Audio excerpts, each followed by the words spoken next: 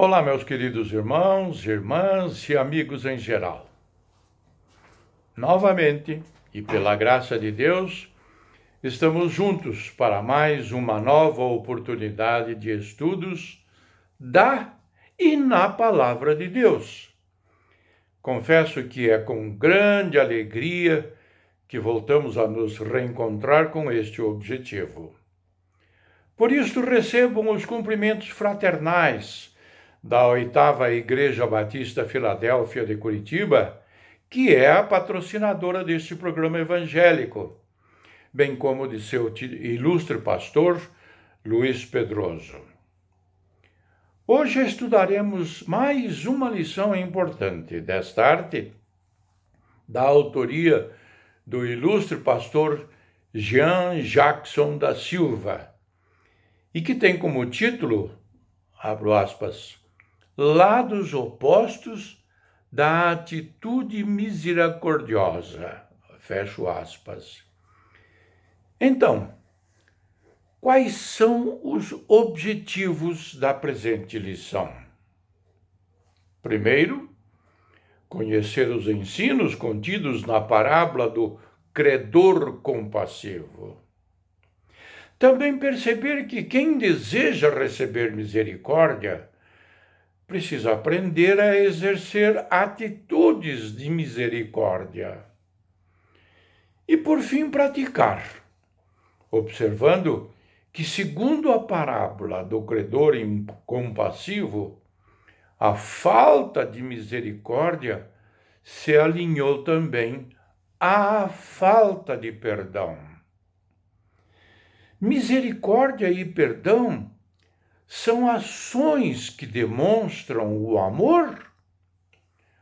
Vamos ao texto áureo. Vão aprender o que significa isto.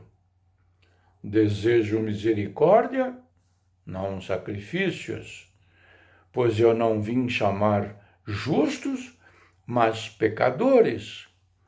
Encontramos isso no Evangelho de João e capítulo 9, versículo 13. Texto bíblico inspirativo. Mateus capítulo 18, versículos 23 a 35. Abro aspas. Por isso, o reino dos céus é como um rei que desejava acertar contas com os seus servos. Quando começou o acerto, foi trazido à sua presença um que lhe devia uma enorme quantidade de prata. Como não tinha condições de pagar, o Senhor ordenou que ele, sua mulher, seus filhos e tudo o que ele possuía fossem vendidos para pagar a dívida. O servo prostrou-se diante dele e lhe implorou: Tenha paciência comigo, e eu te pagarei tudo. O senhor daquele servo teve compaixão dele, cancelou a dívida e o deixou ir. Mas quando aquele servo saiu, encontrou um de seus conservos, que lhe devia 100 denários. Agarrou e começou a sufocá-la, dizendo: Pague-me o que deve. Então o seu conservo caiu de joelhos e implorou-lhe: Tenha paciência comigo e eu lhe pagarei. Mas ele não quis. Antes, saiu e mandou lançá-lo na prisão até que pagasse a dívida. Quando os outros servos companheiros dele viram o que havia acontecido, ficaram muito tristes e foram contar ao seu senhor tudo o que havia acontecido. Então o senhor chamou o servo e disse: Servo mau, cancelei toda a sua dívida porque você me implorou. Você não devia ter tido misericórdia do seu conservo como eu tive de você? Irado, seu servo entregou-o aos torturadores até que pagasse tudo o que devia. assim também lhes fará meu Pai Celestial a cada um de vocês, que não perdoar de coração a seu irmão. Fecho aspas. Vamos à introdução. No capítulo 18 de Mateus, temos o quarto dos 5 discursos de Jesus contidos nesse evangelho. Foi o último grande discurso de Jesus antes de seguir para Jerusalém, onde seria crucificado. Proferido, provavelmente da casa de Pedro, podemos destacar 2 elementos como focos centrais desse discurso: humildade e perdão. Tanto a humildade como o perdão são elementos fundamentais para a saúde e a harmonia da Igreja do Senhor. Esse discurso foi proferido em resposta ao evidente ciúme que os discípulos tinham uns dos outros, preparando-os para enfrentar os eventos que estavam por vir e a vida cristã congregacional da Igreja. Jesus destaca 5 pontos que denotam a importância da humildade para o verdadeiro discípulo dele. Primeiro, nos versos 2 e 3, ela é condição para entrar no reino. Segundo, no verso 4, para ser grande no reino. Terceiro, nos versos 5 a 11, para evitar escândalos. Quarto, nos versos 12 a 20, para o devido exercício da disciplina no âmbito da igreja. Quinto, nos versos 21 a 35, para o exercício do perdão. Outro aspecto de importante destaque é Jesus ensinando o que os seus discípulos devem ser como crianças, simples, dependentes, desprovidos de arrogâncias e presunções. São todos filhos, todos alcançados pelo amor do Pai mediante a graça, sem méritos pessoais. Todos foram perdoados como crianças. Todos deveriam se considerar pequenos, compreendendo que só há um verdadeiramente grande: Deus. Na parábola do credor incompassivo, registrado nos versos 23 a 35, que lemos, vemos Jesus respondendo à indagação de Pedro sobre quantas vezes se deve perdoar as ofensas de um irmão, conforme registrado nos versos 21 a 22. Ora, uma vez que temos a consciência de que Deus, ao nos salvar, nos perdoou de todos os nossos pecados pela graça em Cristo, gratuitamente, não poderão haver ofensa ou dano que alguém possa nos causar, que não devamos também perdoar. Estudemos os seguintes tópicos. Tópico número 1, o perdão. O perdão assume uma destacada ênfase na fé cristã. Mais do que em qualquer outra religião no mundo e na história, sem perdão o homem caído é condenado. Não pode ser salvo. Não pode ser regenerado. Não pode ter comunhão com Deus. O perdão é concedido como dádiva de Deus ao homem pecador arrependido, mediante a graça, através do sacrifício substitutivo de seu único Filho, Jesus, o Cristo. Todo ser humano é pecador. e dessa forma destituído da graça de Deus, conforme registrado em Romanos capítulo 3, versículos 23 a 26. Os pecados fazem separação entre o ser humano e Deus, uma barreira intransponível pelo esforço humano. Herdamos a natureza pecaminosa no ato de nossa concepção, no ventre de nossa mãe, conforme registrado no Salmo 51, versículos 5 a 10. O preço do pecado é a morte, conforme registrado em Romanos capítulo 6, versículo 23, parte A. Mas Deus, que ama o ser humano, apesar de seu pecado e rebeldia, deu o seu único filho, para que todos os que nele crescem não perecessem, mas tivessem a vida eterna, fossem perdoados, justificados e salvos, conforme registrado no Evangelho de João, capítulo 3, versículo 16.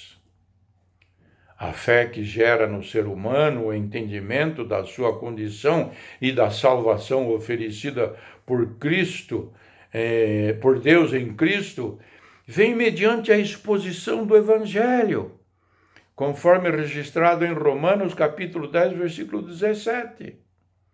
Uma vez tendo sido esclarecido de sua condição e da graça pela exposição da palavra de Deus, crido, se arrependido, confessado os seus pecados e aceitado a Jesus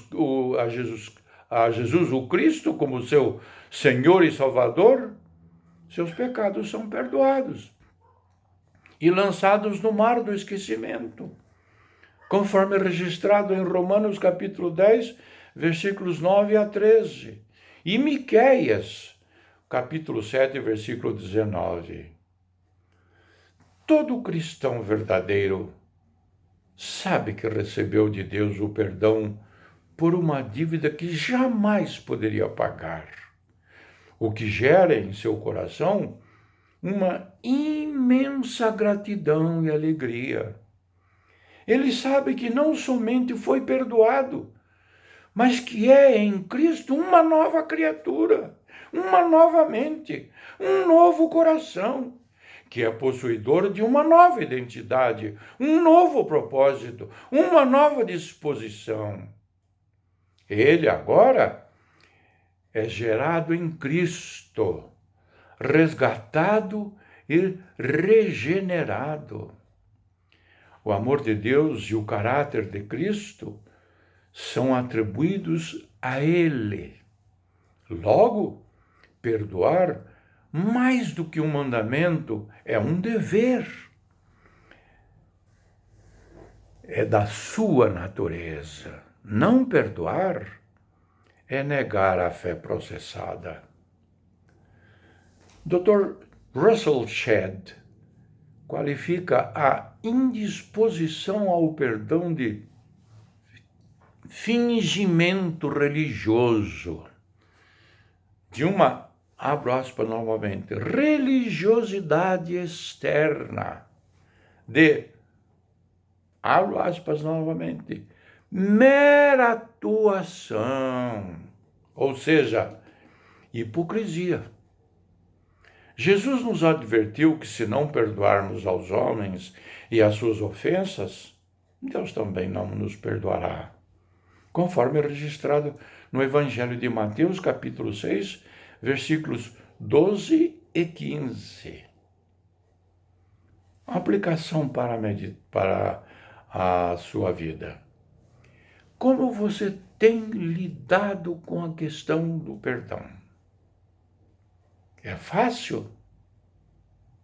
É impossível? É da sua natureza?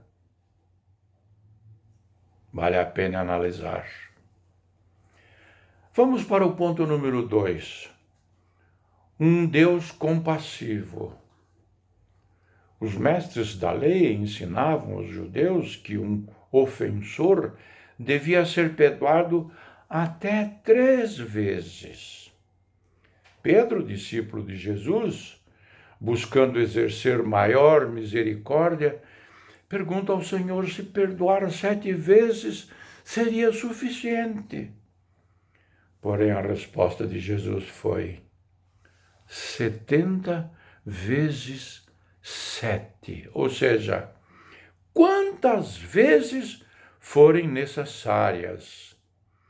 A resposta de Jesus para um coração não convertido pode parecer absurda. Para um coração legalista, pode parecer até mesmo injusta. Todavia, quando entendemos que o rei a quem se refere a parábola é o rei do reino dos céus, fica claro o ensinamento do mestre.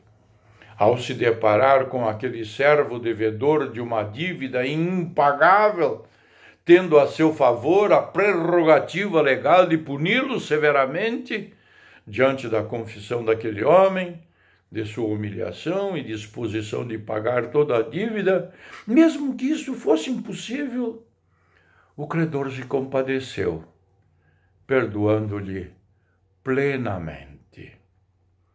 Aquele rei é Deus, aquele servo sou eu, é você, somos nós, e cada ser humano, indistintamente, na face dessa terra.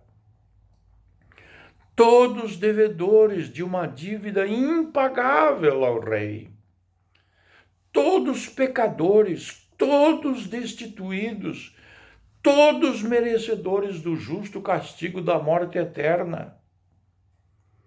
Porém, aos que reconhecem, aos que se humilham e confessam suas dívidas, Deus, em Cristo, por meio do sacrifício substitutivo do seu único Filho, concede misericórdia, perdão total, pleno e irrestrito à vida eterna.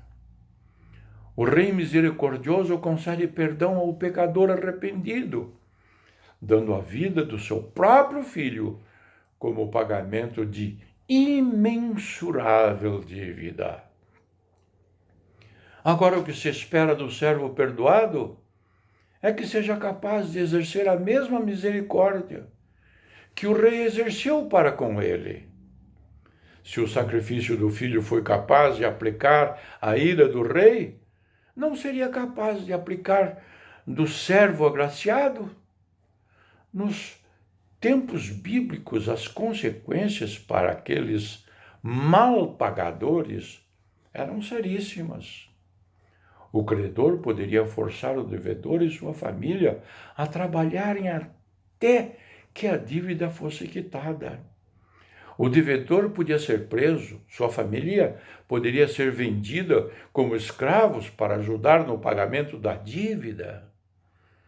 No período em que o devedor estivesse preso, se possuísse alguma propriedade, deveria vendê-la para quitar a dívida. Caso contrário, permanecia preso até sua morte. Aplicação para a reflexão. Será que compreendemos a dimensão da nossa dívida para com Deus e do perdão que Ele nos concedeu em Cristo?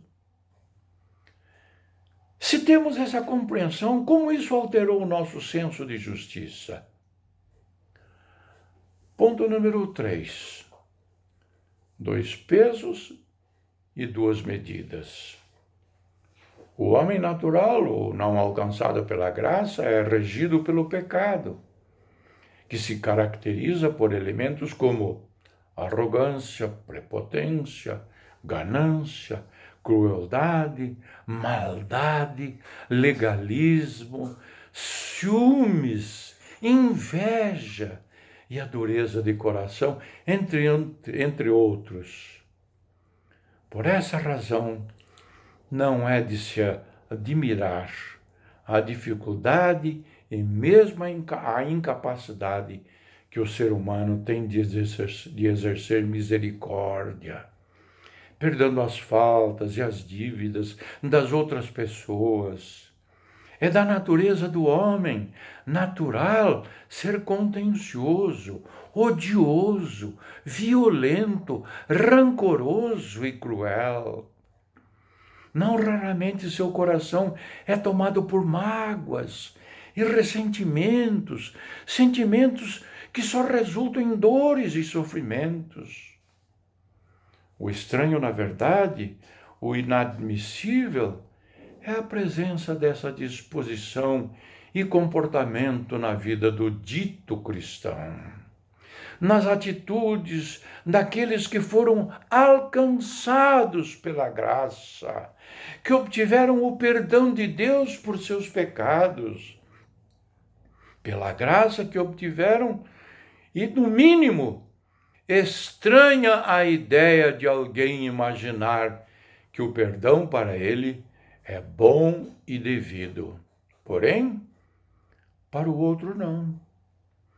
Tal ideia configura o condenável, 2 pesos e 2 medidas. O perdão não é uma questão relativa ao mérito, e sim à graça. O perdão é relativo à nobreza daquele que o concede, apesar do ofensor e da ofensa, ou do devedor e da dívida. O pecador arrependido, ao receber o perdão de Deus, é liberto, é regenerado, tornando-se apto a exercer da mesma forma o perdão. Assim como o nosso Pai Celeste é misericordioso para conosco, expressando isso através do seu perdão, nós também devemos ser misericordiosos com aqueles que nos magoam, ferem, maltratam ou nos devem. Devemos, por mais alta que seja a dívida, por mais dolorosa, ofensiva e humilhante que seja a ofensa, simplesmente perdoar.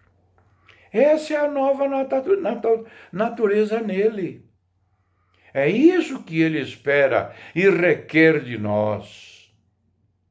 Se o Filho nos libertou, logo, verdadeiramente somos livres e devemos viver como livres, conforme registrado no Evangelho de João, capítulo 8, versículo 36, e na segunda carta de Paulo aos Coríntios, capítulo 5, versículo 17. Jesus conclui a parábola com um grave alerta, conforme registrado no Evangelho de Mateus, capítulo 18, 33, que leio. Abro aspas. Você não devia ter tido misericórdia do seu conservo, como eu tive de você? Retirado seu senhor, entregou aos torturadores, até que pagasse tudo o que devia. Assim também lhes fará meu Pai Celestial, se cada um de vocês não perdoar de coração a seu irmão. Ele já havia nos advertido no Sermão do Monte, conforme registrado no Evangelho de Mateus, capítulo 6, versículo 12, 14 e 15, que leio, abro aspas. E perdoa as nossas dívidas, assim como nós perdoamos aos nossos devedores.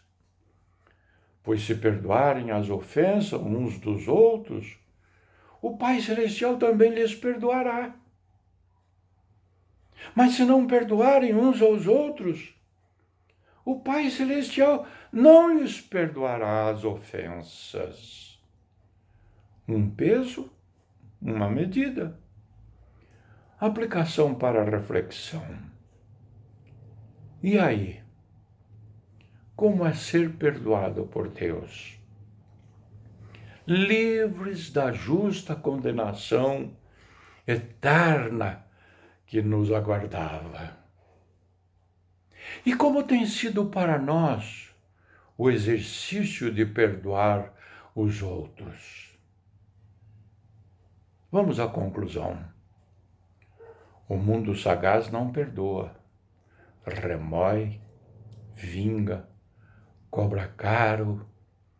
Os religiosos, buscando se esforçar um pouco mais, esforço humano, aconselham a perdoar 3 até 3 vezes. O discípulo, buscando a aprovação de seu mestre, se dispõe a ir além, 7 vezes. Afinal, 7 é o número perfeito. Jesus, porém, disse que aqueles que têm a consciência da dimensão da dívida, do perdão que Deus lhes concedeu em Cristo, não podem fazer conta das ofensas sofridas e de seus devedores. Simplesmente reconhecem que o que receberam é infinitamente maior do que tudo o que lhes possa ser requerido. Os verdadeiros servos devem se tornar compassivos, assim como é compassivo o seu Senhor. Que Deus, através do Espírito Santo, nos ajude a exercer a misericórdia e o perdão. Amém.